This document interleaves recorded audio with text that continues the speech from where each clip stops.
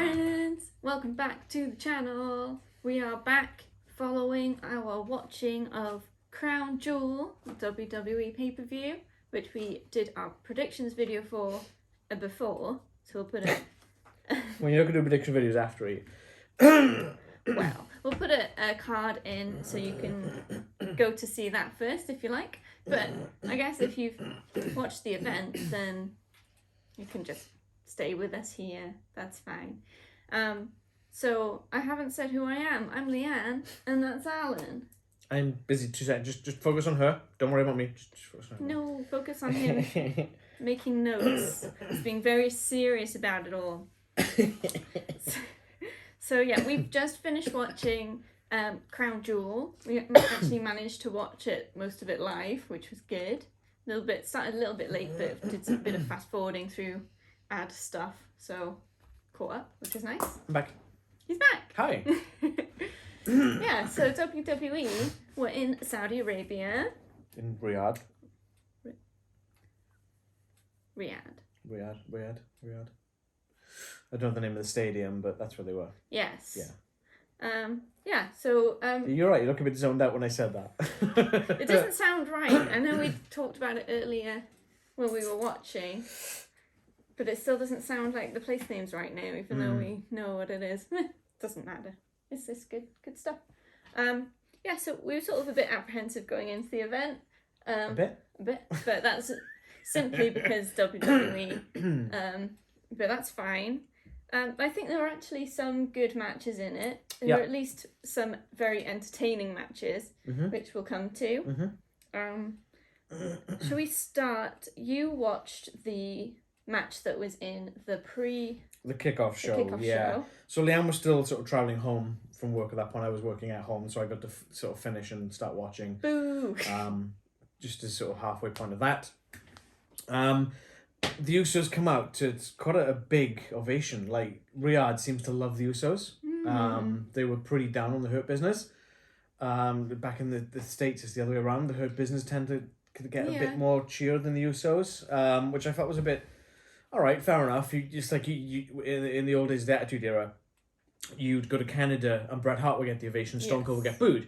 In America, Bret Hart was getting booed and Stone Cold was getting cheered. So I think partly that was because Bret's from Canada.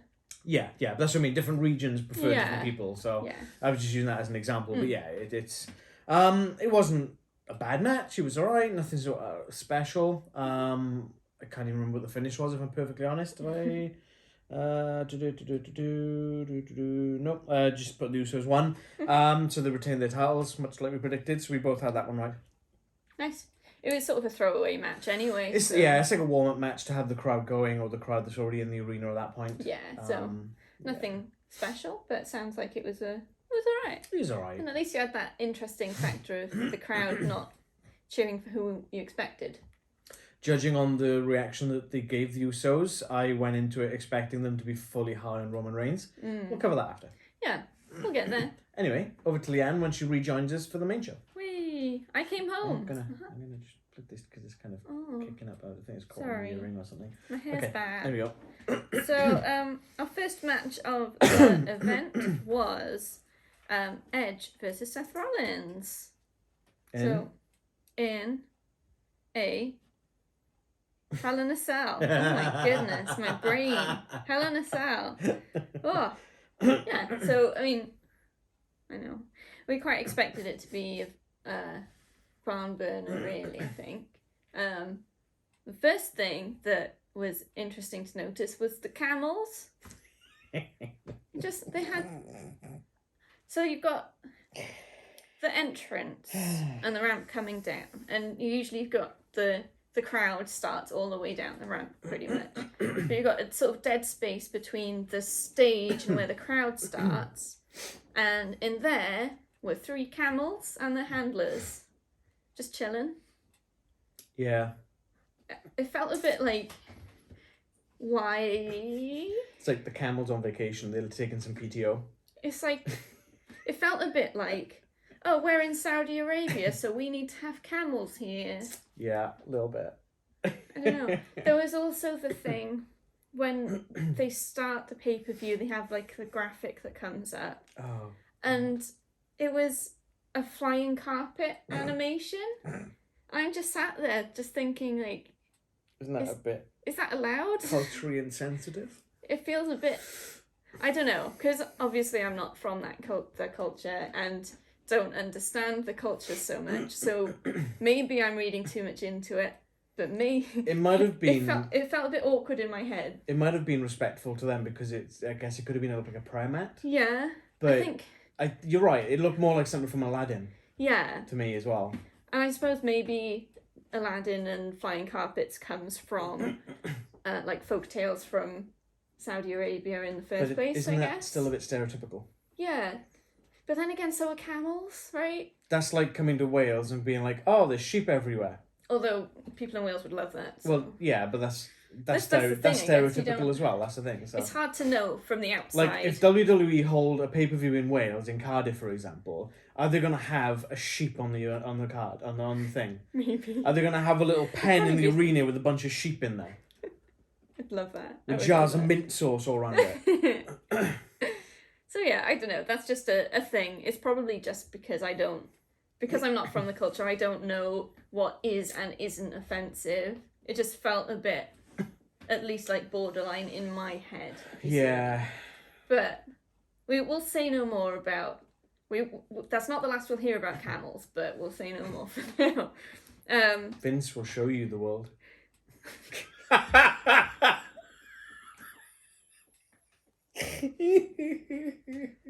feel like we need like... Vince will show you the world wrestling entertainment. Continue. This is just going to be the tone of this whole video, so enjoy that. Just be grateful I can't remember any other Aladdin songs. that's the one. Yeah, so it was pretty much your standard Hell in a Cell. It wasn't... The commentary song. Sorry, tangent. The one that I said, A Friend in Me, that one? Yeah. I'm thinking of Aladdin, the genie. Oh, yeah. You ain't never had a friend like me. I think that's the song that was in my head. Yeah, that sounds right. That's what it That's even more culturally insensitive. Oh. This is a complete tangent because they don't know what you're on about. It was a comment made by the commentary team later on in the card. I can't even remember what the comment was now. Don't know. Oh, no, I think it was Big E. Said something like, you ain't never fought someone like me. Or something to that effect. Oh, yeah. And then instantly that song just popped in my head and I couldn't remember what the words were. And I thought it was Toy Story for some reason. And then we went to You Got a Friend in Me. Or Jungle Book, yeah. But there was that. It was Aladdin. There we go, Aladdin. You never had a fight. Okay. Weirdly specific. Anyway, Edge versus Rollins. So yeah, I think I expected a bit more drama, more... High octane. Extreme. But hang on now, Leanne. You're expecting extreme from a pay-per-view a month ago called Extreme Rules that didn't have any extremeness to it. I think this card was more extreme than Extreme Rules. Yeah, that's what I'm getting at. So why were you expecting anything more extreme from this than the entirety of the Extreme Rules? Yeah, but it still was. It still was more extreme. But just carry on.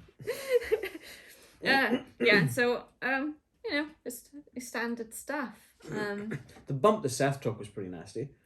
The one with he was on the top and Edge kind of shoved him and he hit face first into the cage and then dropped through a table and it was like, yeah, that was pretty. Oh, that could have gone nasty. so wrong. But then straight after that, you got a full-on shot of the referee coming down and be like touching his hand. Are you okay?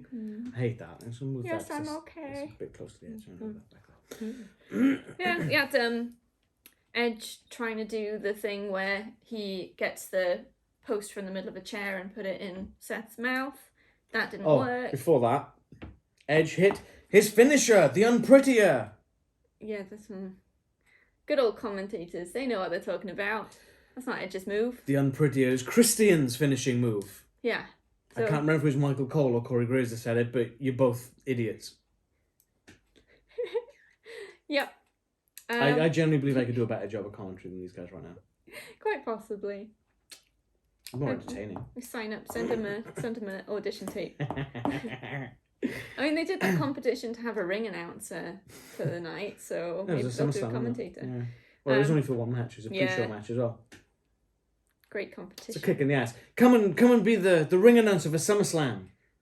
It's only one match. But she probably got to watch the rest of the show. And it's on the kickoff show. Oh.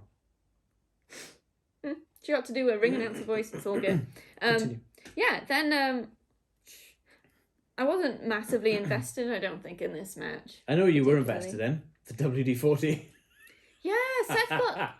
He was rummaging around under the ring for ages and then, like, chucked a toolbox in and this, like, can of WD-40 just rolls out. And, like, I wonder what you could do with that. Because I don't think they've ever used WD-40 in a match. I probably, if I was to utilise that in a match, I would spray it on myself. So when the guy goes for the cover on top of you, you just slip straight out. What was it? Nakazawa? Nakazawa, yeah. You're the one that brought AEW up, not me. It's just for one person. But yeah, it was like, there was a bit where I think Edge had Seth in some sort of submission, and they were so close to this toolbox and the WD-40, and I was just thinking, just spray him in the face or something, you'll let go. But they didn't use it. He used a chain. Yeah. Seth used a chain wrapped around his foot to do some stomping. Or kicks it was a kick, not It was stomping. super kicks, yeah. We Super thought we were kicks. going to go for the stomp, and we were like, well, that's not going to do much of anything, really. But super kick would hurt Yeah. with a chain. If you've got a for chain fun. wrapped around your foot and you kick someone in the face with it, yeah. But it's going to hurt you as well. Depends how padded the boot is, I guess. Yeah, you did get a bit tangled up. And then there's a bit where Edge was trying to get the chain off him, and that took a while. Looked like he was hog tying him. There were a few malfunctions in this pay-per-view. Oh, We'll get to that. Yeah. But I think that was the first it was a bit of a low-key one, but still a bit interesting. Loki definitely had his hands in play with this one. Yeah, and then we come to the end, and there just happens to be 2 chairs in the ring, which is quite handy. Edge does concerto. No, he didn't. Didn't he? No, he didn't. Oh, I was calling for it because he set Seth what up on the confused chair. me. So he slammed Seth's face on the chair. He did and I figured he was going to go for the second chair and hit with the concerto, but he didn't. He hit the stomp on him I instead. think I was writing things at the time to probably He hit the stomp did on a the chair. stomp on the chair. Yeah. That's the one. Because even Corey, I think it was Corey, oh, what an insult. He just beat him with his own move. They said that so many times. Yeah. I don't know what's going on. Yeah, he hit the stomp on Rollins and pinned him. I was paying attention, honest. Edge wins. We both had that one right, even though you said Rollins was going to win and then changed it to Edge immediately because you were like, oh, I don't know why I said Because my Rollins. brain said Edge Oh, and my mouth that was said another thing. Rollins. In the pre-show, I think it was Pete Rosenberg, I think it was. And they were interviewing him and they talked about Seth Rollins versus Edge. And he's like, oh, well, this is the last match out because Edge is moving. He's been drafted to Raw. So is Seth Rollins, dumbass. We definitely need a new segment on this show that's Alan's commentary gripes. That would take up the entire show. You have to pick your top 3. I might have to do this. I mean, I think that'd be quite between fun. these guys in WWE and Taz in AEW. Yeah, you could properly have a vent, but we keep it contained. Oh yeah, that's not happening. You cannot contain the vents. Do you know what happens when you block vents, Leanne? Everything blows up. You have to vent. Yeah, and you vent in your segment. Anyway, next match. I did notice that, like, the end of this match, it was the ref, the female ref, I don't know her name. I want to say Jessica. She just had this really, like, worried look on her face. And, like, as the cage is going up and both Edge and Rollins are down, and she's just like... I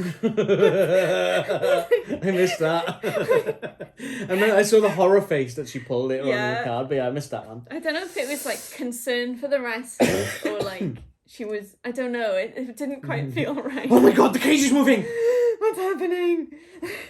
So yeah, that was something else I heard. I am surprised they put this as the first match. Yes, me too. That surprised me a little bit. It was, because it's a big one. I guess, I would have felt that maybe the tag match or maybe the Queen's Crown Tournament finale would have been a better opener. I'm glad the Queen's Crown wasn't the opening match. But I think a lot of the matches on this card were big matches, or they had stipulations, or they were championship matches. So I guess it would be quite difficult to pick which one should be first. Yeah, the only one that really wasn't was Mansoor versus Ali, which is the next match, by the way. Yeah, but you don't want that first because that's the hometown match.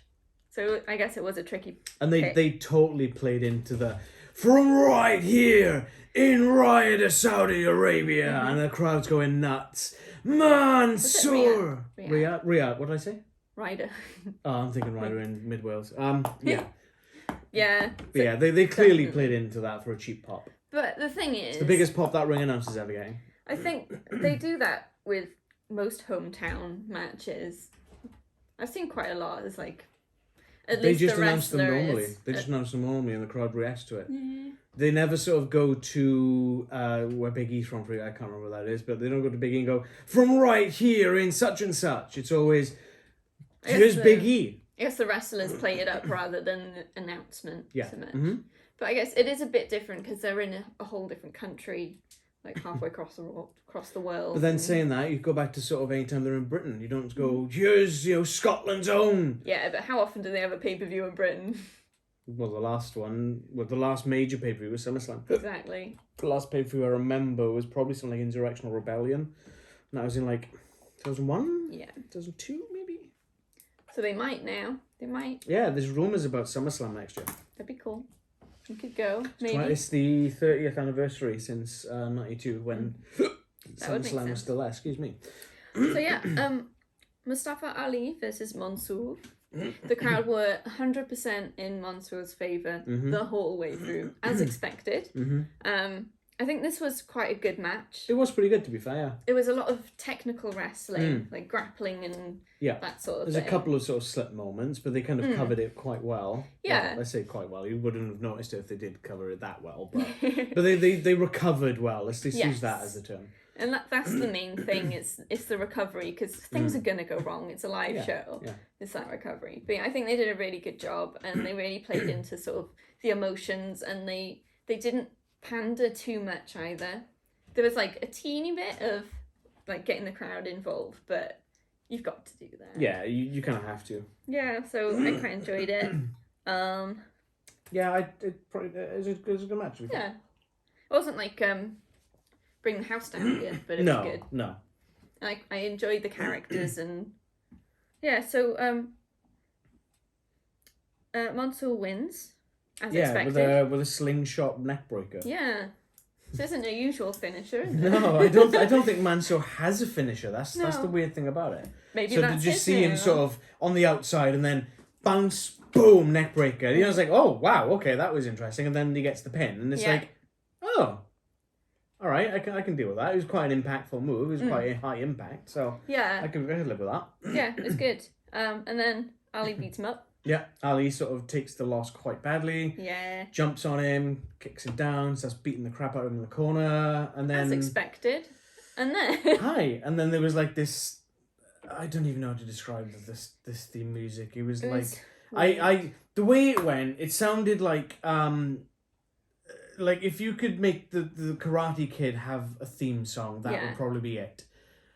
I think the Karate Kid would have better theme music than that. Yeah. There wasn't really much music to it, but it had the karate sounds. Yeah. I legit thought it was Akira Tozawa at first. Yeah, so it because was of the ninja thing. A guy at the top of the ramp with like a karate outfit, red belt, gi, and a red belt, and like a sand scarf kind of thing. Yeah, the headdress thing. All the way around his head. And we're like, who is that? And the one thing, because no idea. You can see his hands, you can see his eyes, and he's clearly an ethnic chap. He's clearly got a lot of dark colour to his skin. And as he sort of panned across his face, you see something on his eyebrow, and I'm like, hang on, is that R-Truth? Because R-Truth has the sort of eyebrow piercings. It wasn't. It was not. Who was it, Liam? I don't know his name. I did not catch his name, but I did catch how they described him, which was a silver medalist karate player. Now, you play karate, apparently. to any karate players out there, if that's the correct term, we should ask your dad. Please do let me know. We should ask your father. He did taikewondo and freestyle Technically, kickboxing. he's technically the same. He was a taekwondo player. He's a kickboxer player. It's not right, is it? I don't think it is. Martial arts isn't a game. No, it's contact sport. Yeah, so I guess it's a sport. It's an actual contact sport. But I'd probably be, because it's martial arts, I would say like a karate artist before I would say player. Yeah, absolutely. Or like, I don't know, specialist or I don't know, karate master. Yeah, it's yeah. I don't know. If you know what a karate person is meant to be called, I'm so sure it's not player. But that was I don't funny. think it is. We had a bit of a laugh about that. I mean, he kicked Ali straight in the head. Oh yeah. Like Proper high kick, not like roundhouse or high. anything, just like a proper karate high kick straight Smack. into the head. Yeah. Beat him up a bit, helps Mansoor up, and they get cheers. What I did find quite funny is that Mansoor stayed to sort of interact with the crowd a bit, and this karate player started walking up the ramp, and he was like, he's a silver medalist in playing. he was like raising his arms at the crowd like they were cheering for him, but they were so clearly looking back down the ramp at where Mansoor was, and it felt a bit like they brought this guy out and nobody cared. Yeah. Oh, it absolutely felt like that. Oh no, Rex is on my notes. But it absolutely felt like that. I think someone, possibly Mansoor himself, or someone told him, sort of clocked it, and Mansoor sort of got back up in line with him. So then it was, the crowd were cheering for both of them, so that felt a bit better, and they raised their arms at the top. They were cheering for Mansoor. No, I mean, we don't know who that is. We don't follow martial arts. Michael Cole said his name, but it literally sounded like he was just reading off a sheet of paper. I wouldn't even be able to Google it. I couldn't sort of catch enough to know what it was. Silver medal karate player. It might work. I don't Apparently, know. I did catch there was the Tokyo Olympics recently, so yeah, that kind of narrows makes it sense. down. But yeah, it was just a bit of a shame that they brought someone out that, and he didn't get that attention. I'm hoping I think that he felt like he got the attention and that it was enough to make it a good experience. I think it would have been better if they just had Mansoor fighting back. Yeah. Just like, oh, Ali's beating the hell out of him, blah, blah, blah. He's got him in the corner, he's kicking him down. And then he, like, catches his foot. And he's, like, furious. And he sort of gets up and he just starts beating up Ali. I think that would have been much better. Yeah, because there's no way that this karate guy is going to be put into the storyline. It's definitely a one-show thing. He's probably just, Calling like... it now. He's entering the Royal Rumble and winning it. Wow. Royal Rumble prediction video coming next week. It's karate. It's Have not. they done karate in wrestling matches? Because I know they've done boxing and wrestling.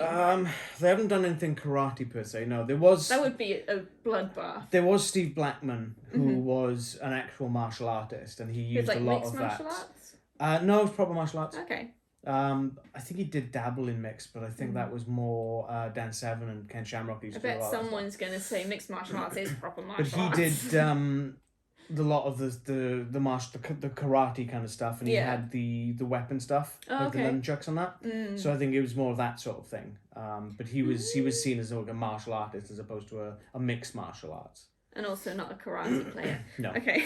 But yeah, I mean, my guess is that this guy was like, he was there for the show, maybe was friends with one of the wrestlers or one of the crew, and really wanted to get in on it, and that was where they felt like they could slot him in. Might have come from one of the kings or the princes or something. Don't know. It was a bit weird. We don't know how much input they have on the event. No idea. But yeah, that was that one. And then we've got RK Bro versus AJ Styles and Omos. For the... I wrote it down somewhere else. Why haven't I written it down here? The Think. tag team. Which one? Smackdown? Nope. Raw. Usos defended the Smackdown I can't Women's Raw. remember which one's which. I'm sorry, I'm a fake wrestling fan. Red Sue and me. blue. Just associate with colour. I don't have... My memory is so bad that I cannot picture which one has which I thought you were going to turn around and go, I'm colourblind then. I'd be like, wait, what? Over 4 years and you're colourblind? Since when? I think my memory is colourblind. My memory is just straight up blind. Oh. So yeah, okay. For the SmackDown Tag Team Championships. Raw. Are you doing that on purpose? Or? No, I forgot. RK Bro defending the Raw Tag Team Championship against AJ Styles and Omos. I'm sorry. It's been a long day. Don't worry, I'll discipline her after. That is not meant to sound kinky. That was being serious. I will discipline her after. Carry on. So, the Usos are in the ring after their entrance. Usos. because you were talking about the Usos.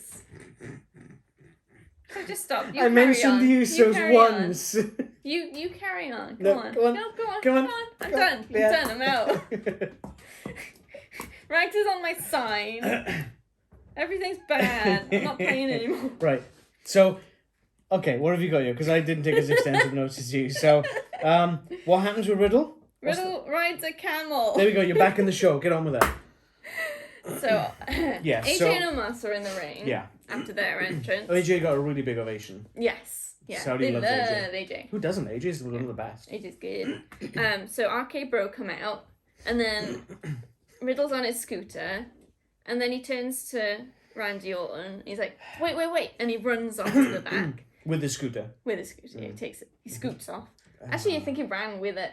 And then we've got this sequence of minutes Yeah, it must have been like 2 or 3 minutes, I think. where you've got AJ and Omos in the ring going, what's happening? Where's he Randy's gone? like, Randy's like, I don't know, where's he gone? What's happening? Because I think he even mouthed, didn't he? Where'd he go? I think so. Because, guys, it takes a bit of time to get on a camel. It's not something that you should do, like, last minute when everyone's waiting. Riddle just needs to get over that hump.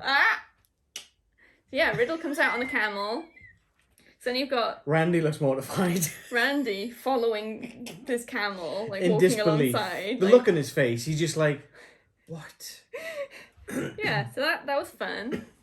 At least the camels, because we'd noticed during the Ali versus Mansoor, I'd noticed that there had been 3 camels, and then there were 2, and then we knew why, because one was getting ready to have a Riddle. riddle on him. That sounds so wrong. It does sound wrong. Oh, okay. Wow. Yes. So, yeah, they had a match. It was all right. Yeah, it's pretty decent. Good moves from everyone. You did have Omos doing his strong stuff, obviously. And his no-selling stuff. Yeah, which is fine because Is it he's like- big enough to do that. Like when he had Randy and Riddle comes around the outside and he tries to... So Orton's on the inside of the ropes. Omos is on the outside of the ropes and he's got a hold of Orton and Riddle kind of comes to try and pick the leg and he's just like... and Omos is like, huh? And he just sort of kicks him. Swats him off. You did have Omos standing on Orton's chest. Yeah, that looked One foot, not holding on to anything, so Just full freezed, weight yeah. of this man. It's like 7'3". I don't want that thing anywhere near my chest. Thanks. It's one thing if he's like holding onto the ropes because that takes a bit of the weight, but there was nothing. He's literally just stood there and he's like... Just 1 foot. But yeah,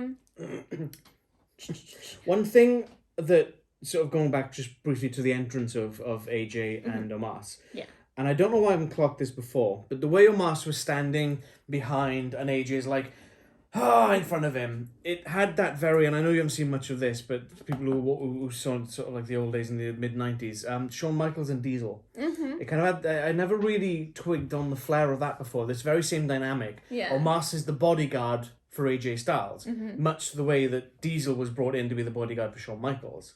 So Shawn Michaels was heralded as this fantastic talent, and everyone hated him. And Diesel was brought in to protect him because of that. And there's a couple of other things, but I'm not going to go into that because that's a whole sort of affair. But then it was kind of the same with Omos. So like he's been brought in as an enforcer for AJ. And I don't know why I didn't twig onto that dynamic before. But they sort of standing there at the beginning with Omos who sort of stood there, and then AJ sort of flamboyant. It just reminded me a lot of Diesel and Shawn Michaels from the mid-90s, early to mid-90s. that's cool. But it is sort of getting more and more. Omos is like showing off for AJ. He's like pulling off a move and looking over to AJ for approval, which I think is quite cute. Yeah, it's like a lost puppy, isn't it? You're doing good. Well done. Look, I bit the postman. Am I a good boy? So after some back and forth, we've got AJ goes for the phenomenal forearm to RKO, who quite Obviously. easy to predict, yes. Yeah, I mean, he was turning sideways as AJ was on the outside. It was ready. RKO out of the air, which was cool. It's always cool even if you know it's coming, but I'm sure it's always hurts for the person who's taking it. Then he tags in like Riddle's like, yeah, and Randy literally, he's like a lost dog. He's like running to the corner for a tag, and it's like, I've never seen Randy with that much enthusiasm. I know. I think he's getting into the RK Bro stuff. Please don't. Yeah, Riddle hits a floating bro from the top rope and gets the pin. Yeah, so they retain the titles. Yeah. By the way, we were right with the prediction for the last match, Mansoor versus Ali, and we were right with this one as well. So we both predicted RK Bro would retain the titles. Were these... No, I was going to say were all of our ones where we agreed right at the start, but I think there's another one later on. Yeah, there is one. Yeah. So yeah, that's cool. Then we move on to the Queen's Crown Finals. Yeah. Zelina Vega versus Doudrop. As expected, they both come out wearing full body suits and t-shirts on top. Yeah, we were talking about this a bit. That it feels a bit like they have the t-shirts on top, which is obviously to sort of hide the female form, which is fine. It's like the culture and everything. But it sort of feels a bit odd that it's just a t-shirt. It's nothing. I'm sure there's more that they could do to make them still look like they are professional wrestlers, even if they are covered up. Also, they're all in like tights. Ridiculously tight trousers, yeah. I don't know if it's maybe a difference in the culture of covering the top to covering the bottom half, but a lot of these ladies have very curvy butts, and that is like all out there. I don't know, but yeah, it was at least the t-shirts this time round. They had their own personal branding on them. Because I think last time they were just Raw Smackdown ones. Yeah. But now they each had their own. So yeah, Zelina had a Z with the sort of Naruto style clouds. Yeah. And then Doudrop had a. She had a name in lots of colours. Doudrop with rainbow colours, yeah. Just cool. One thing, while they were doing the entrances, they were doing the crowd shots, and there was this one skinny guy in the crowd with a flag, and he was just going for it. How was that doing this one? It was the most flamboyant flag waving I've ever seen. I've not been to a pride parade, but I think he would have fitted in quite well. I don't know what type of flag it was. It was green. I remember that. So it was might like have been that kind of the colour. Saudi Arabia crab flag. Crab? Crabulon? Crabulon. Yes, flag. So he was good. I wrote flamboyant flag waver and I drew a little heart. Because he was great. I didn't write many notes for this one. Did you write that Doudrop looked drunk? I said she looked off. There was something not quite right. Yeah, it looked like the lights were on but no one was home. She's usually got the very bouncy, bubbly... she was like smiling and doing her dances on the way to the ring. She didn't even do a usual... Yeah, it wasn't the same. And then carried on walking to the ring and it's like... Huh? It was a bit odd and she was still... Her wrestling was still right. I think there were a bit of some clumsy moments, but nothing that's like... Okay, maybe I've... We'll clocked it. Maybe. We'll finish talking about this first because it's a spoiler. Okay. Maybe. I have a theory. Ooh. Yeah, so it wasn't like she was like completely off her face or anything, but we were sort of wondering whether she'd maybe had a couple of drinks before and was a little bit tipsy because her facial expressions weren't normal for her. No. And some of her movements, they weren't like clumsy, but they were missing a step on it, somewhere. I suppose. Yeah, they were missing a beat somewhere. Yeah. So that was interesting. But they still put on a good match. What are you doing, Max? Sitting on my notes again. Oh, I thought you were going to get them off my list. I've got to turn the page in a bit. Anyway. Yeah. So there you go. It was very much an uphill struggle for Zelina. Yes. Given the size difference, I never realised how much size difference there was. Like She's I don't so know. small. I don't know how tall she is, but she must be around the 5 foot mark, maybe. I didn't realise how tall Doudrop was because she must be like 5'8", maybe. Gotta be, yeah. 5'9". Right. And obviously she's got the bulk size as well. And you put her against Zelina, and Zelina looks like a child. Yeah. It's like, oh God, how is she going to win this? So Doudrop was doing all the strength moves and just sort of dominating for a while, but Zelina was using her quickness, ducking and weaving. Like she went for that big around. splash thing, like the cross body splash, and she just kind of ducked out the way. Yeah. So that was she did so good. And I have written down the finishing move, but Rags is sat on it. It was a sunset flip powerbomb. That's the one. Yeah, and Zelina won. Queen Zelina. Queen Zelina. That was awesome. So So, yeah, I mean, I wrote the match was not that great, because it wasn't. A lot of it was dominated by Doudrop, and Zelina was using her quickness to kind of come back, which is, it's not a bad thing. But again, because something wasn't quite right with Doudrop, it just felt that something was off. It was distracting, wasn't it? It was very distracting. Now, I had that prediction correct. You had that one wrong, because you put Doudrop. I put Zelina Vega as a hopeful, I'll be honest, and I ran with it, and I got that right. So I'm glad I was wrong. So. In the sense of that, then, what if going into Saudi Arabia, all the way there, Doudrop was told she was going to win it, and then right at that last moment, she's like being told, "You're not winning it." Maybe that would take the wind out of anyone's sails. Yeah, but you remain professional.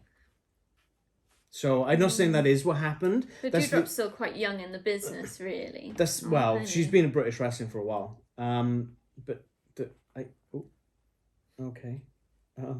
Rice is after desserts. But hey.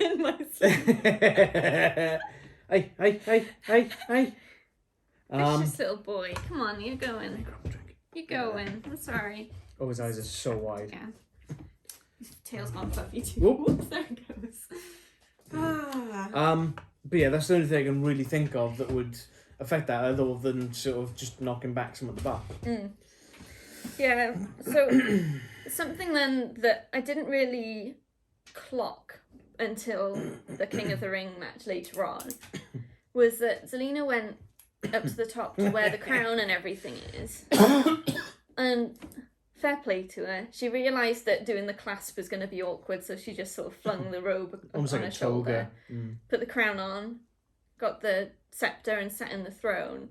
But why did she have to coronate herself?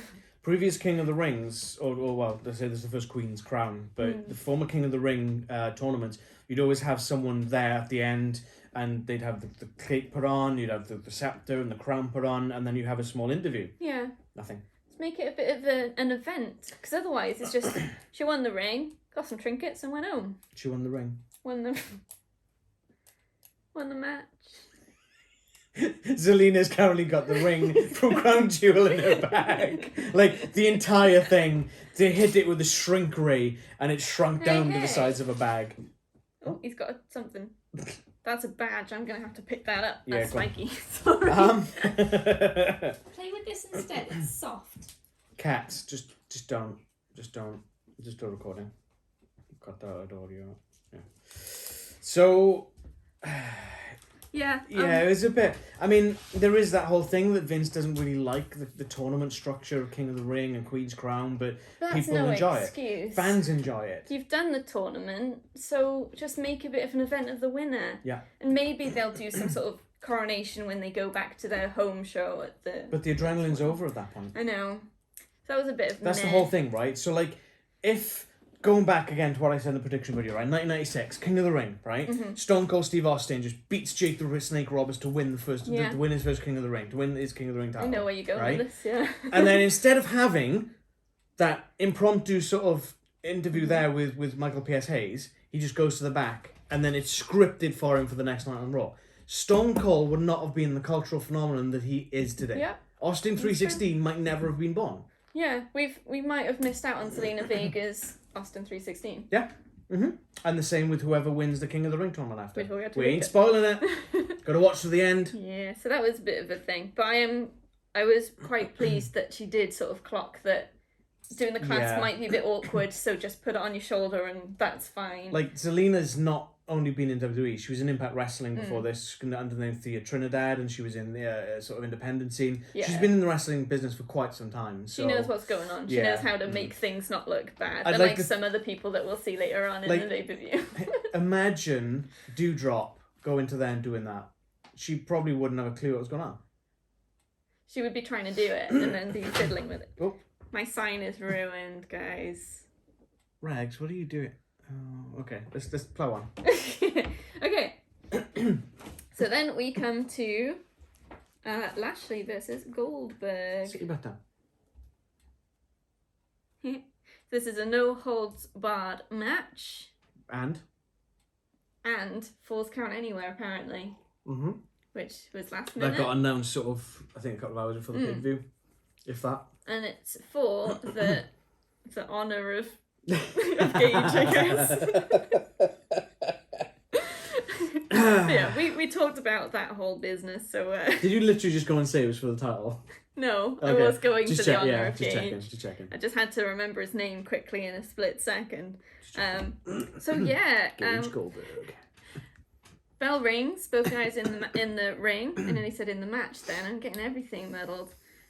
Lashley turns to camera, pulls a chain out of his pants. So yeah, he turns his back on Goldberg and this camera's right there and he just pulls this big ass chain and he keeps going and going and going. He's just wrapping it around his fist. It's like, nice. He is not here to play. He's prepared. Like, if he's going to get murdered, he's going to put up a damn good fight.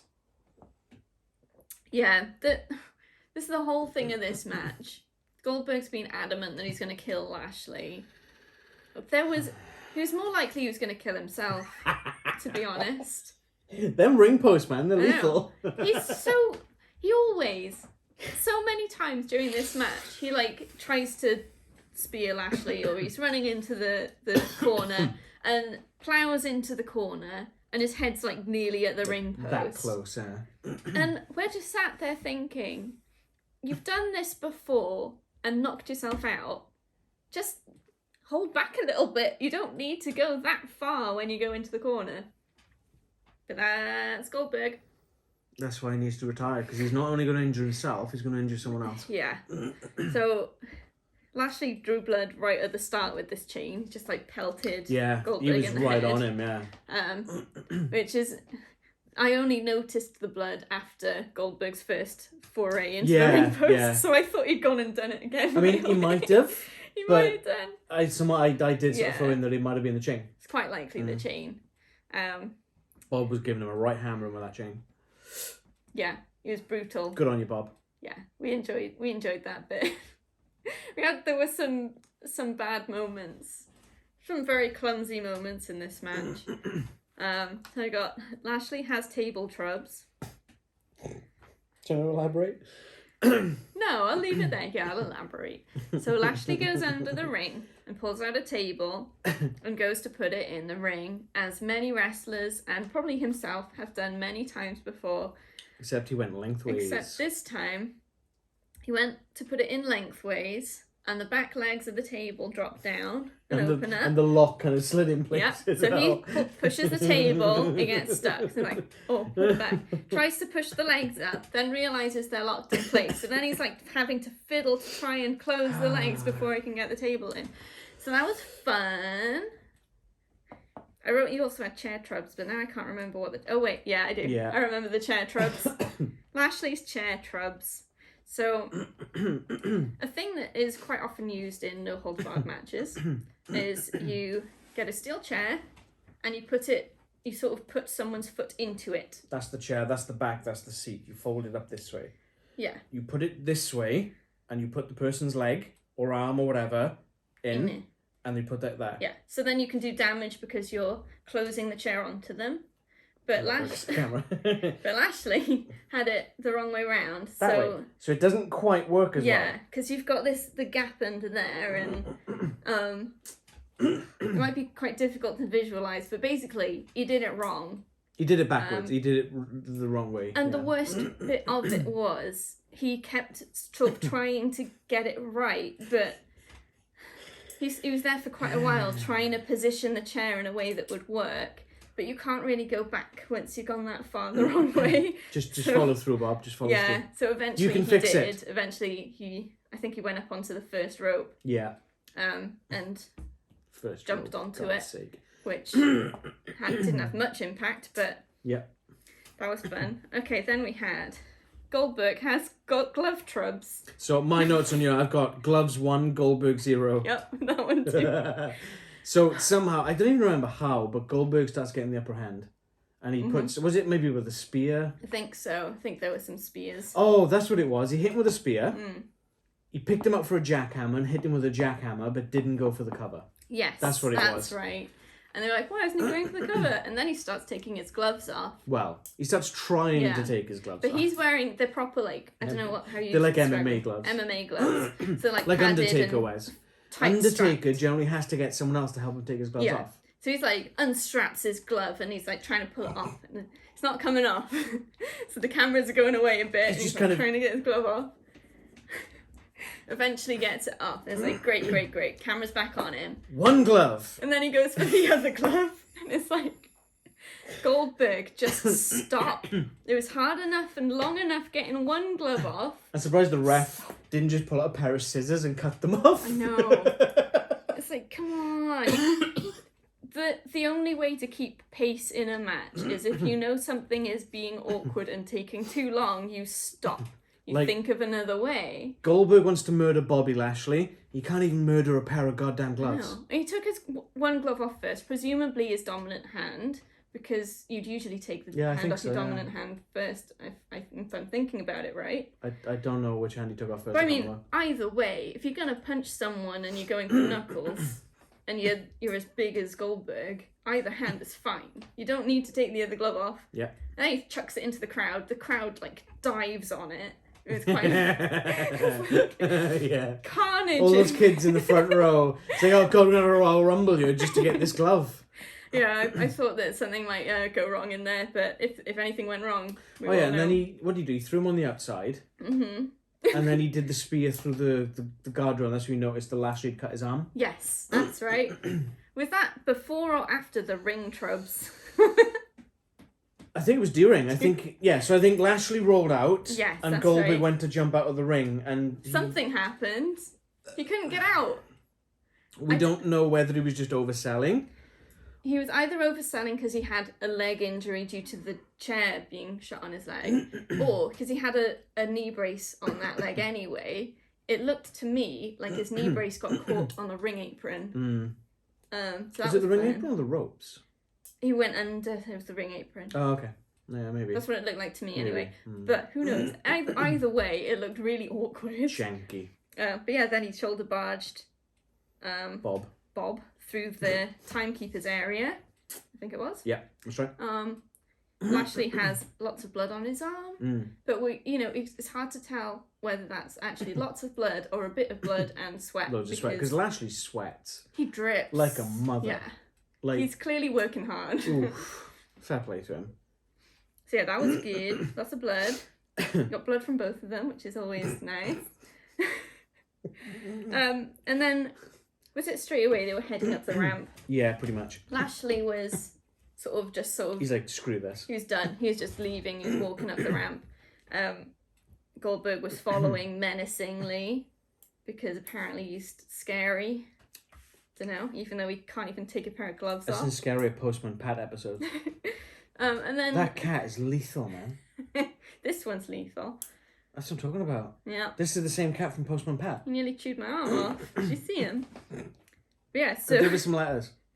Lashley's up the ring. Up the ring? Up the ring? Oh my goodness me. I'm just going to go to bed. Lashley's up the ramp. Goldberg's following. And then the Hurt Business come out. Yeah, Cedric and Shelton. With 3 kendo sticks. Yep. So they hand one to Lashley. The Hurt Business go for Goldberg.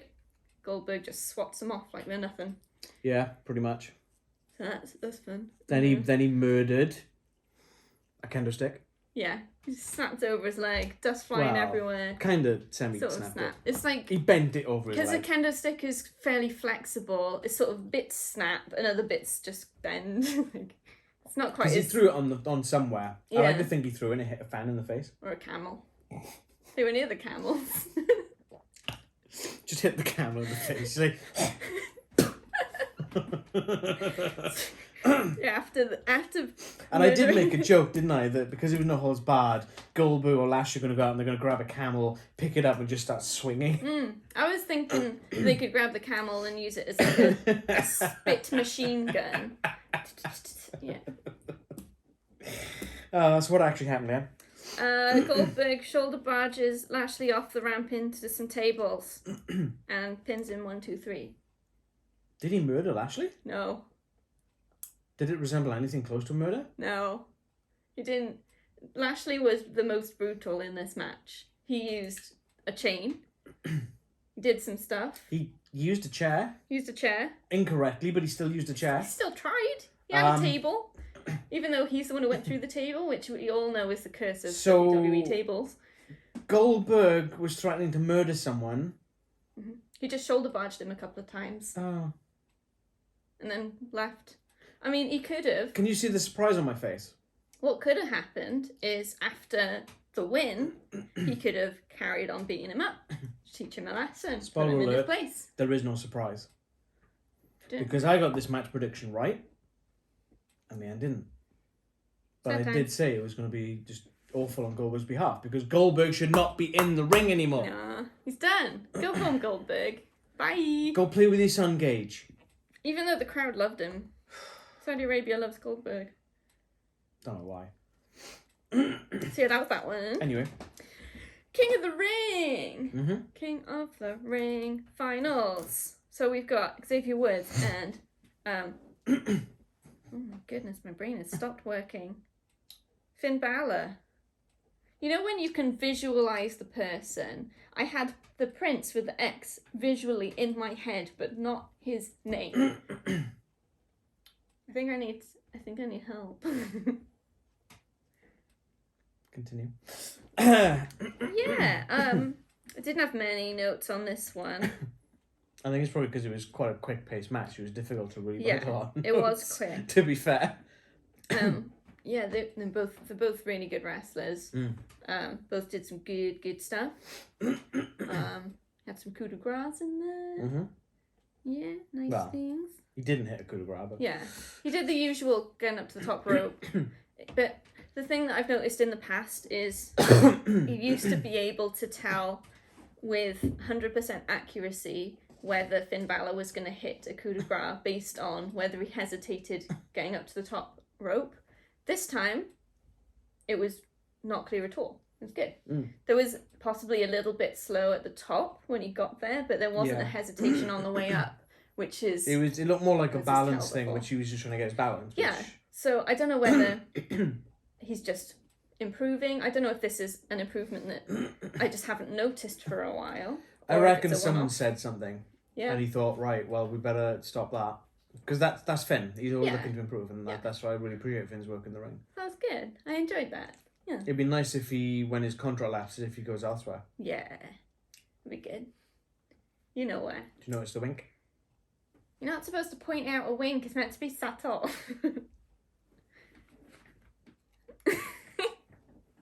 You gotta put a little winky chime noise when in the video. Was that subtle enough? Yeah, sure. Okay. So yeah, did you have any notes on this just match? this really good match. I expected this to be the runaway match of the night, and I wasn't far off. I'm still trying to figure out which match I liked all across the board, to be fair, and I think this probably just edges it. Mm-hmm. Yeah. Good. Yeah. Good. Mm-hmm. So, it was I felt like it was quite an abrupt end. Very abrupt. But in sort of a good way. It's not like a anticlimax ending. It's that came out of nowhere. That's a brilliant kind of ending, I think. Both guys were just so on form and just beating the hell out of each other, and all of a sudden, it was like I think it was a roll-up, wasn't it? Flying elbow drop, and then a roll-up, I think. No, he's the flying elbow drop and the pin. Who did I think with the roll-up? Oh, yeah, no, I know everything with the roll-up. Yeah, no, it was the flying elbow drop and then the pin. Yeah, it was a normal pin. Yeah. So Woods is the king. Mm-hmm. King Xavier. But again, coronates himself. Yep. He did try and put the robe on. Didn't do up the clasp. It did fall off his shoulders when he sat down. But, you know, he did his best. He didn't have someone to help. Yeah, this was the one I got wrong. Because I figured it was going to be Finn Balor. Yeah. But Leanne got this one right. So that means that both the crowns are on the same brand. Yeah. I don't know how to feel about that. But then I guess going into Survivor Series, where it is Raw versus SmackDown, they've got that dominance factor. Well, we need to keep up the thing. We need to be the best brand. Back, help. And so forth. So I guess it kind of works. But Yeah, I think it's see still... what they do with it. I think it still would have been better to have one on each brand. Mm-hmm. But that's just me. Yeah. Anyway. I don't know what's next. Sorry. The WWE Championship match. Nice. So Which is whom? Drew versus Big E. Oh. So this one was quite interesting to start with. we got Drew making his entrance, and we noticed No prop rock. no prop rock, which I'm so sad. No Angela. Prop rock is no more. I'm very sad. Would it be Angela? If anyone knows where prop rock is, so I can buy it, I will buy it. Let me know if you have prop rock. Any tips? Alternatively, if you have Rhea Ripley's luggage and the title belt, give that back. Yeah, because that happened. Yeah. Prior to I don't know if Crunchwell. she's got it back yet. I haven't seen anything. So yeah, prop rock wasn't there, obviously. That's and Angela's fine. lost a bit of weight. Angela, She's sword. She's on the Slim Fast diet. It wasn't his sword. He didn't have the same sword. But the commentary team said it was. They said it was Angela. But it 100%. We were I think 80% sure just looking at it. I was starting to lose my very mind. sure. Yeah, I was very sure. I was like, hang on, that's not right. It's not big enough. So we were Googling pictures of Drew McIntyre with his sword. That sounds so wrong. So Dear God. with Angela. That sounds even worse. Does it? Drew McIntyre with Angela. It's named after his mum. Don't be dirty. We don't know what these Scottish folk get up to. Leanne, you're derailing the episode, Leanne. This Let's whole go. episode is a derail. Let's go, Leanne. So yeah, we looked up pictures, and the sword that Drew had at Crown Jewel was probably half the size. Maybe 2/3. 2/3. 2/3. It was. You could tell him just holding the hilt. There was a lot less. Well, the handle, not the hilt, because that's the crossbar. the crossbar, the hilt. I also noticed that when it usually does his entrance, he puts the sword down and he's holding on to it. like But he didn't do it with this one, clearly because he'd have been knocked down on the floor. because like with the hilt, the handle, you got me out now. With the handle, when you hold the grip, there's a leather at the bottom, and then you got the thing on the bottom, so your hand. So you could easily grip it like this, and you wouldn't see any leather. With normal Angela, he would grip it like this, and you'd probably still have room for another hand underneath. Because it's a proper. It's a proper broadsword. It's a claymore. Yeah, it's a broadsword. But this was a letter opener. And no, it wasn't a sword. We sort of surmised that he wouldn't have been able to get Angela through customs, so they tried to get a replacement, and I don't know, someone got the wrong source images or something. But yet they left Hell in a Cell through customs. I know, but they might have built a new cell there. I don't know. It wasn't the right sword. No. It didn't look like. Well, the first thing it tweaked on was the scabbard. Yeah, he had a scabbard with it, which he doesn't usually have. Pulled it out, threw the scabbard away. And we're just like, hang on a minute. But if they hadn't had the scabbard, we might have not clocked it. Oh no, I would have noticed. I might have not. I think it sort of drew my attention to the sword more. The fact that, again, that he's just holding it with one hand like this, which he does with the normal one, but you could tell it was smaller. Yeah. But there we go. He still puts it in his little pouch on the ring, so that was fun. That replaced Prop Rock. Sad. Yeah, it's an alright match. Pretty much a slugfest. Yeah. Kind of expected. There's not much, not anything less than that. Big men hit big men. It's a lot of big hits as well. There were a lot of big hits. Drew managed to kick Big E right in the face with the claymore. That was fun. I think you could see the impact. I always love it when a claymore hits full on. But Big E manages to hit the big ending. Yeah. I think he hit two big he hit endings. two, yeah. He tried getting one off the top, but it didn't quite go right. But the second one got him. Yeah. And Big E retains. You had that one wrong, I had that one right. I got a lot wrong, apparently. You got 4 wrong. 10. That's alright. Yeah, It's not it's so less than bad. half. It's 40%. It's okay. 60% right. In a way, I'm quite glad that it's not that predictable for me. It keeps it.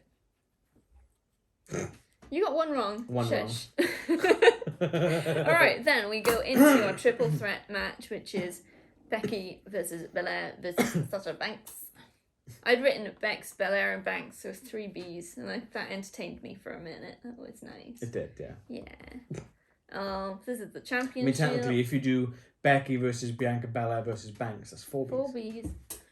Ba-ba-ba-ba. What do you call 4 Bs? A bumble. That's terrible. Yeah, I know. It's so bad. I It's know. not even a joke. I know. Oh no. I tried. An effort was made. All right. So yeah, it was an alright match. I think there were some clumsy moments in it though, weren't there? Yeah. There was a lot of clumsy bits. Quite a lot of bits that just looked like either the timing was a bit off or just things didn't hit quite where they were meant to. Wasn't there a point where Bianca just fell on her ass? Yeah. I fell down. But there was some she cool laughed it moments. off, but it just made it look rubbish. Yeah, I think it's sometimes it's good to laugh things off, but if you're in the middle of the match and you fall over, laughing something off isn't actually... We'll cover that in a minute. Yeah. You know what I'm talking about. I know. I can visualise the moment. It's crazy. Anyway. Yeah. There were some cool moments, though. We did have Bianca really showing her strength. She lifted Sasha Banks up and then dropped an arm. Yeah. Obviously, Sasha had her hands on the shoulder as the support.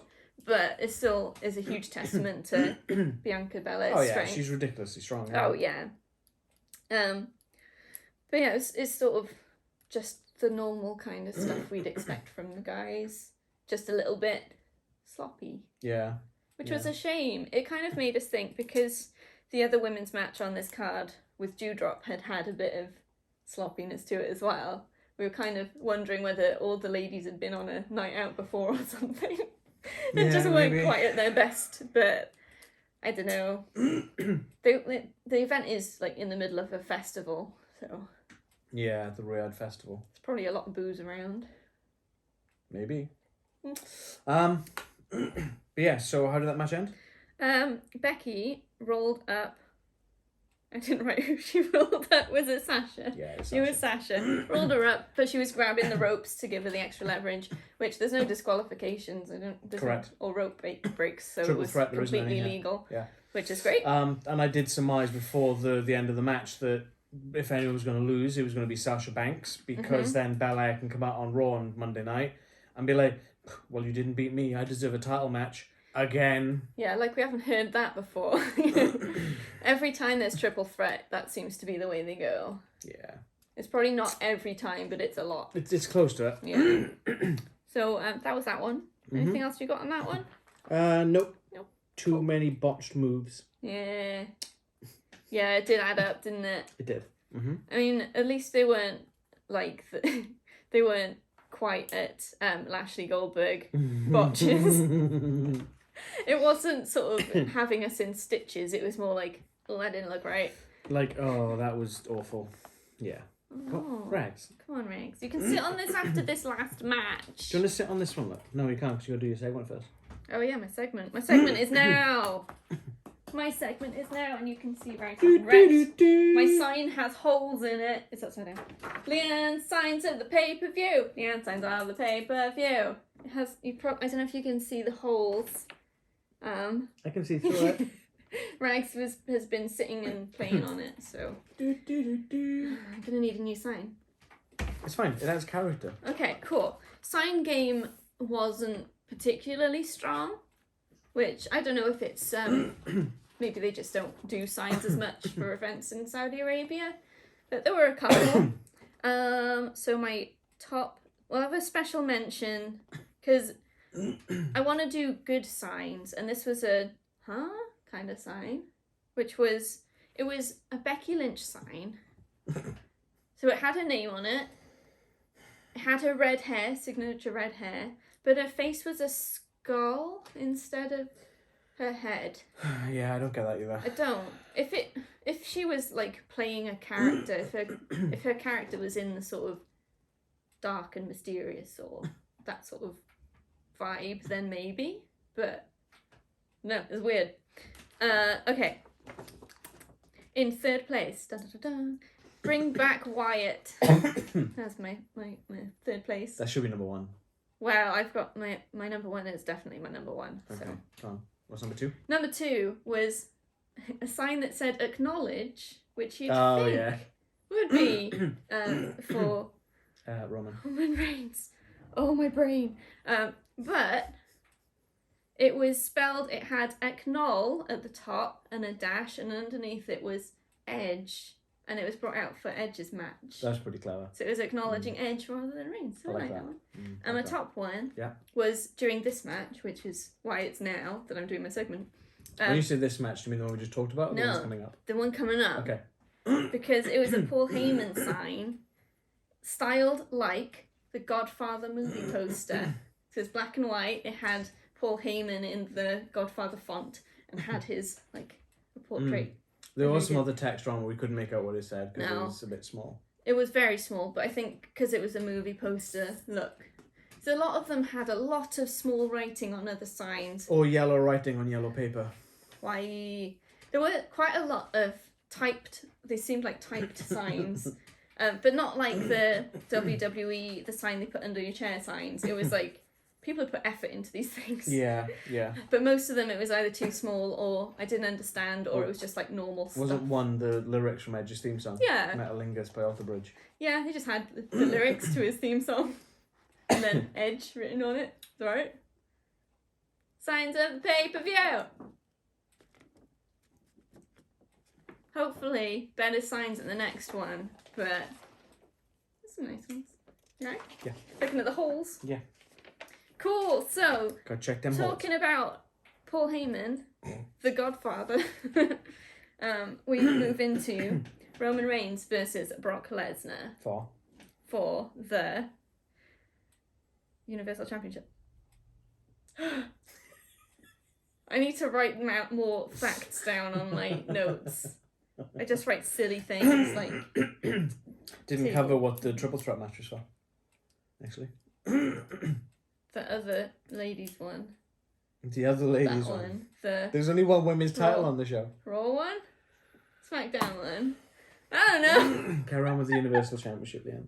Huh? Carry on. Okay, Universal Championship. Okay.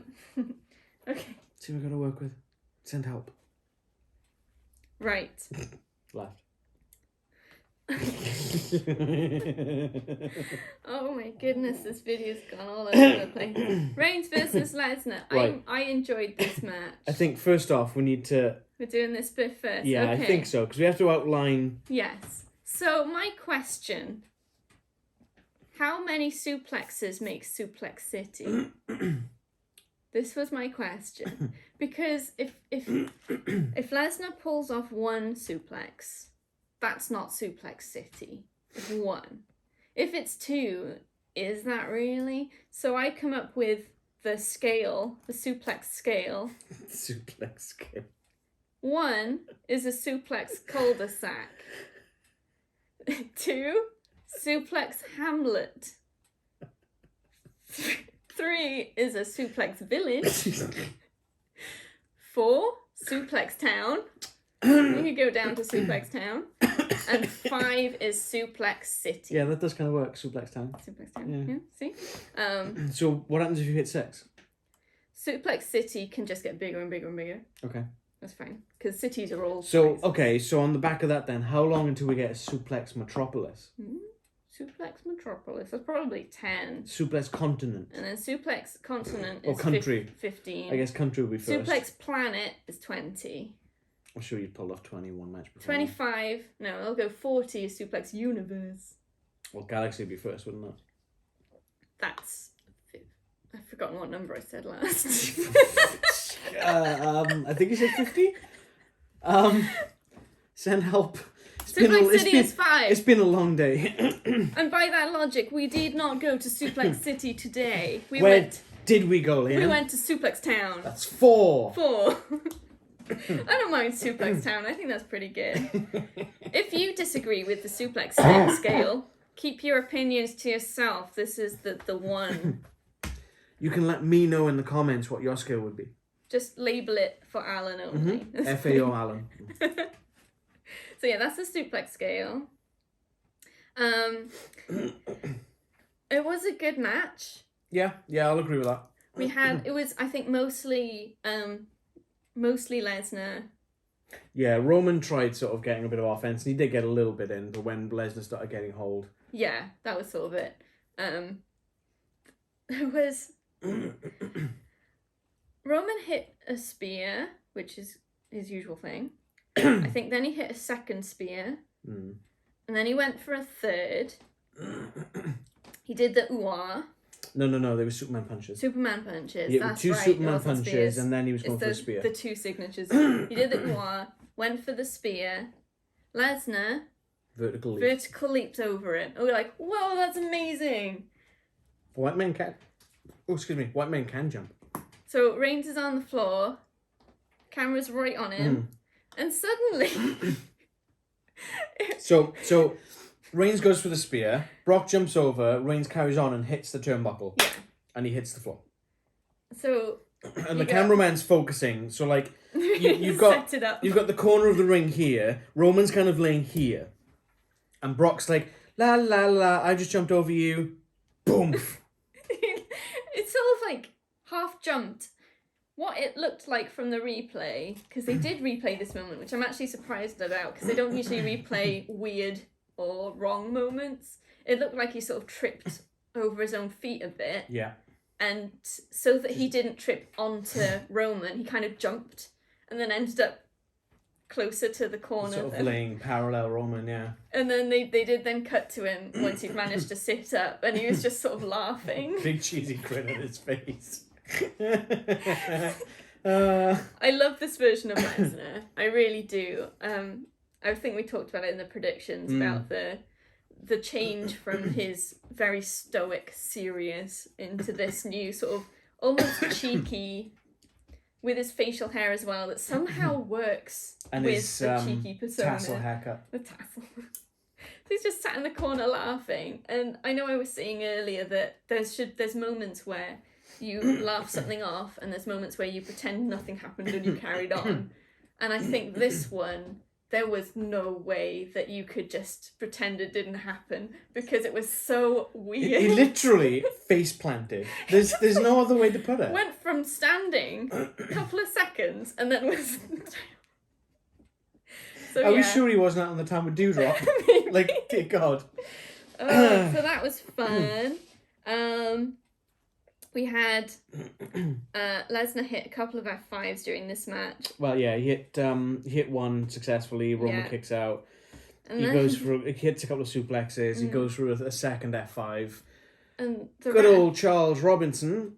He was so close.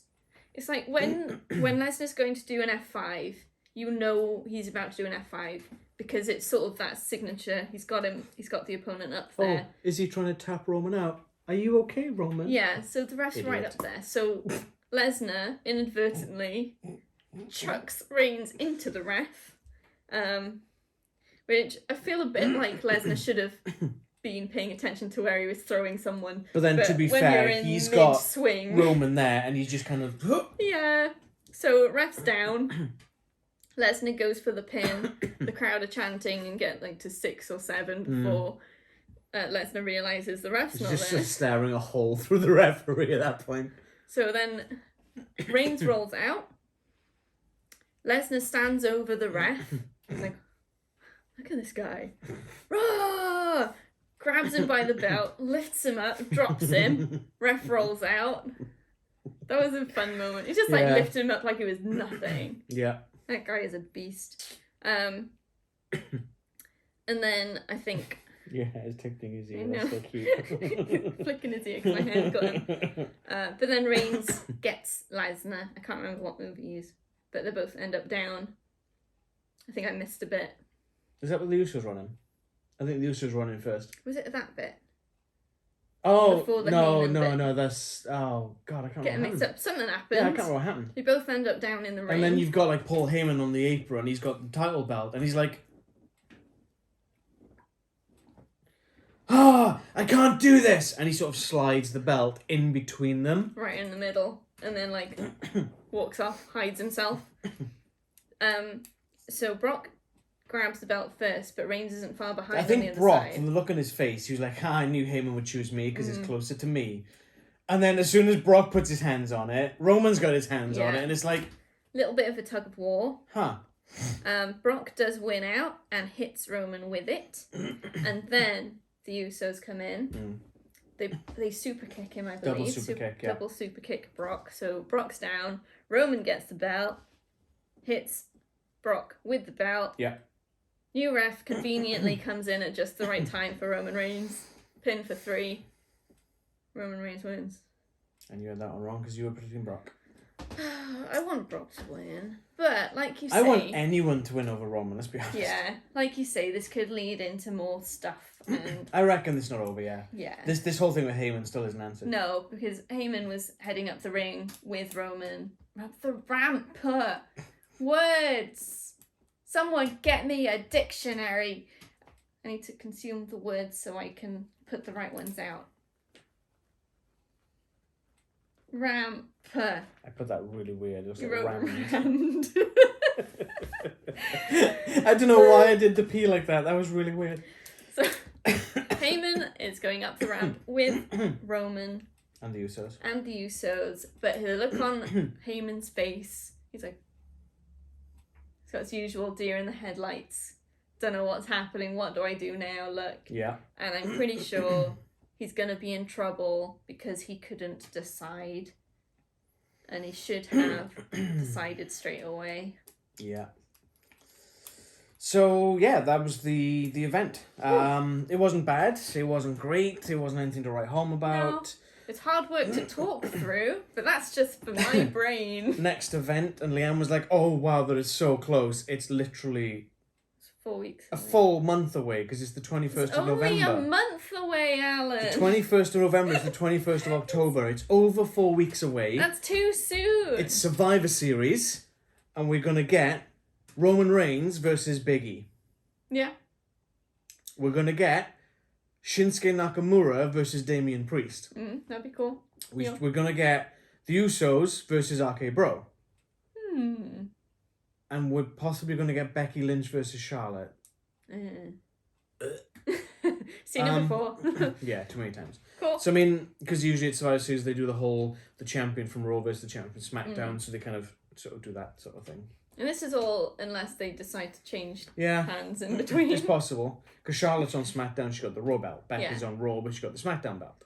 So they'll probably decide what happens with them at Survivor Series, maybe. Maybe. So I'll have a bit of a Again, I don't want to winner take all. No. That'd they've be done awful. it too many times. That'd be awful. I don't want that. Becky 2 belts again. No. Charlotte 2 belts. No. No.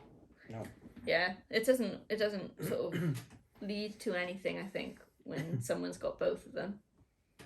No. There we go. But yeah. So that was it. Yeah.